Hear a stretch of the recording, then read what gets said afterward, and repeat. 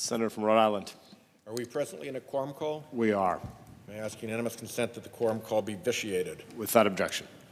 Thank you very much, Mr. President. I'm here now for the 190th Time to Wake Up speech to talk about an issue that falls at the intersection of climate change and jobs and consumer power and protection. You would think that a policy that simultaneously reduces the carbon emissions responsible for climate change and boosts American industrial competitiveness and puts thousands of dollars back into the pockets of American consumers would be pretty universally popular. Unfortunately, you'd be wrong. The corporate average fuel economy standards, known as the CAFE standards, set a minimum threshold for the average fuel economy of cars and light trucks that are sold in the United States. In 2011, the major automakers here in America, Ford and GM and the others, enthusiastically endorsed voluntary new fuel efficiency standards, which would gradually increase the fuel economy for their cars and light trucks to 54.5 miles per gallon on average by 2025. So think about that for a second. In 2011, average fuel economy for these vehicles was stuck below 30 miles per gallon. The CAFE standards hadn't budged in years. And as a result, our automakers had stopped innovating to make cars more fuel efficient. They didn't have to make them more fuel efficient. And when gas prices soared in the mid-2000s, it was consumers who were on the hook. Today, thanks to the voluntary agreement that was reached by the automakers, the CAFE standard is presently over 40 miles per gallon for cars and over 30 miles per gallon for light trucks. Consumers have already saved $42 billion at the pump because of those increased fuel economy standards. Consumers who purchase a new car in 2025, on average, will save about $8,000 on gas over the lifetime of that car because of those new fuel economy standards. But of course, it's not just the consumers who win under the new CAFE standards. The environment also wins. Already, the American auto fleet's increased average fuel economy has resulted in 195 million fewer metric tons of carbon emissions. And of course, with the carbon emissions come all the rest of the pollution out of a car's tailpipe. So it's a big environmental benefit. Over the life of the CAFE standards program, total carbon emissions reductions should total 6 billion metric tons. This is huge because transportation is now the largest source of carbon emissions in the United States. And carbon emissions from cars and light trucks account for almost 1/6 of the nation's total.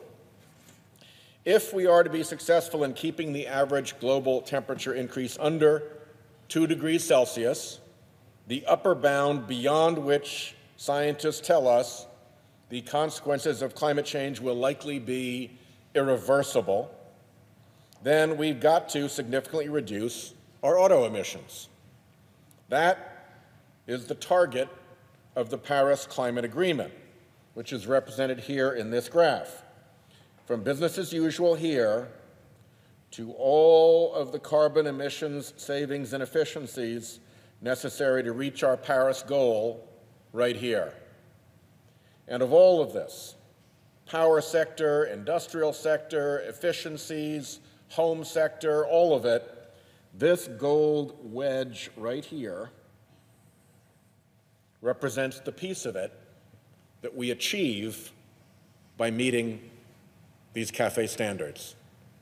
So, pretty important to meet those standards if we're going to hit the Paris climate goals, and it's pretty important to hit the Paris climate goals if we don't want to condemn our children and grandchildren to a very hazardous future. Here's what's strange. The exact same set of industry players that voluntarily signed on to and supported the stronger fuel efficiency standards just 4 years ago, through their trade association, are now working hand in hand with EPA Administrator Scott Pruitt. When something bad is happening for the environment, you can almost always find him around, to weaken them, to undo what they voluntarily agreed to and promised the American people. Following the election of Donald Trump, the Auto Alliance, the trade group that represents automakers like Ford and General Motors and Toyota and Volvo, claimed that the very same standards that the automakers had voluntarily supported just a few years before now reflected what they called an extraordinary and premature rush to judgment, end quote. Shortly after Pruitt came into office, the Alliance asked him to revisit the standard. By the way, just before I gave this speech, I Googled up Auto Alliance and I went to their website and I hit the search engine on it and I typed in climate change and hit search. Climate change does not appear on the Auto Alliance's website, those words, just to give you an idea of how seriously they take this problem, at least at the trade association level. So the Alliance, when Pruitt came in, asked him to revisit this CAFE standard that their member companies had all agreed to. Pruitt, already as Oklahoma's Attorney General, had been notoriously compliant to industry. He gladly complied. Now, the Auto Alliance has a long history as the trailing edge of the automotive industry, opposing seat belts, opposing airbags, and opposing catalytic converters. Now, in the polluter-friendly Trump administration, it sees a tempting chance to sell more gas guzzlers. But is that smart? Over the long term, does this risk actually consigning American automakers to global irrelevance? We sell these cars into an international market, so let's look at what that international market is moving to.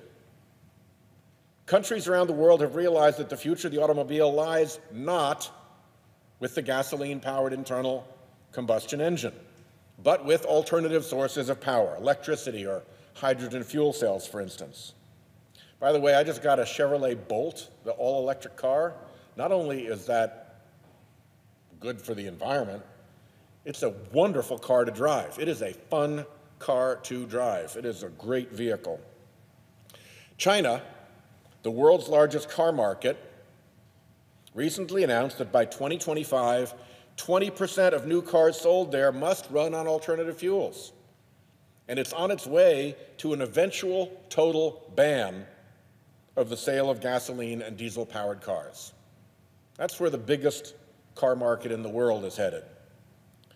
The European Union is the world's third largest car market. There, the Netherlands have announced that starting in 2030, all cars sold must be emissions-free. Belgium is considering a similar measure.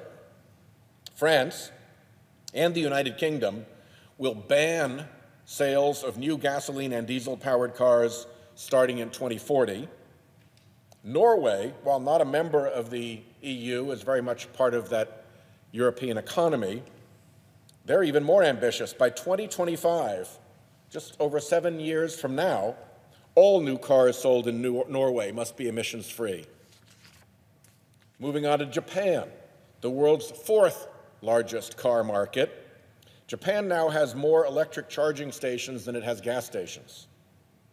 India is the 5th largest car market. It's announced that by 2030, all new cars sold there must be electric or hybrid vehicles.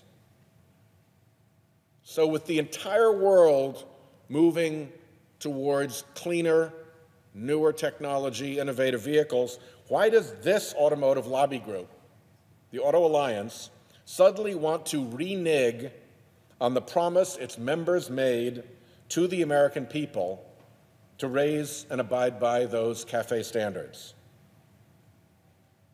We should hope that our business leaders would be honorable enough to keep their word. That's a fairly basic proposition.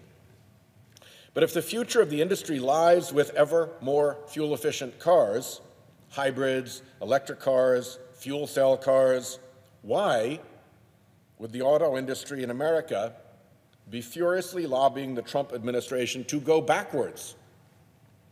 Breaking your word to go backwards doesn't seem to make sense, even from a business point of view.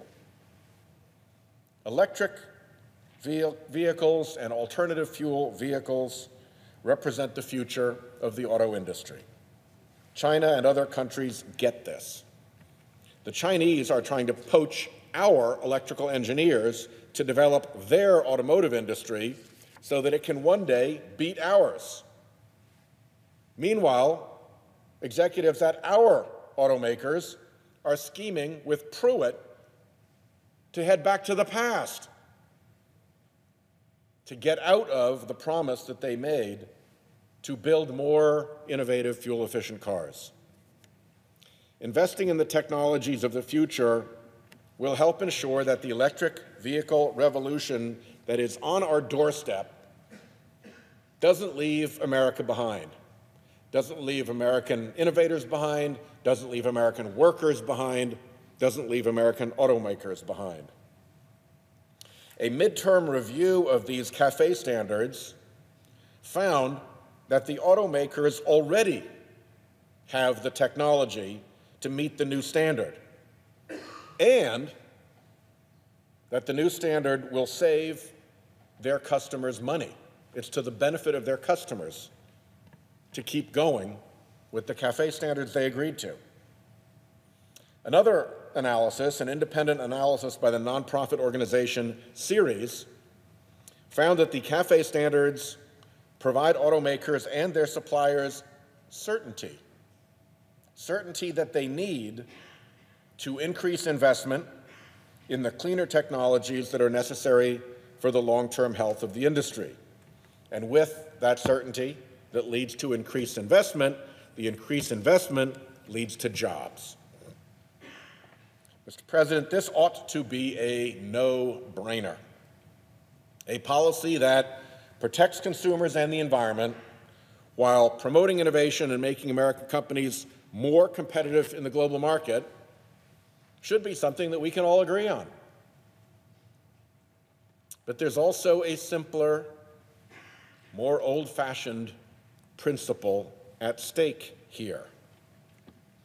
Keep your word. Keep your word. Ford, GM, and the others told the American public that they would compete for car buyers' business by delivering quality, energy-efficient vehicles. That's what they told the American public. And they said it voluntarily. This wasn't forced down their throat through a regulatory proceeding. This was a voluntary agreement that they signed up for and were enthusiastic about at the time. They should keep their word. Why is that asking too much of American corporate leadership? Keep your word. How basic a principle is that? They should stop their trade association lobbying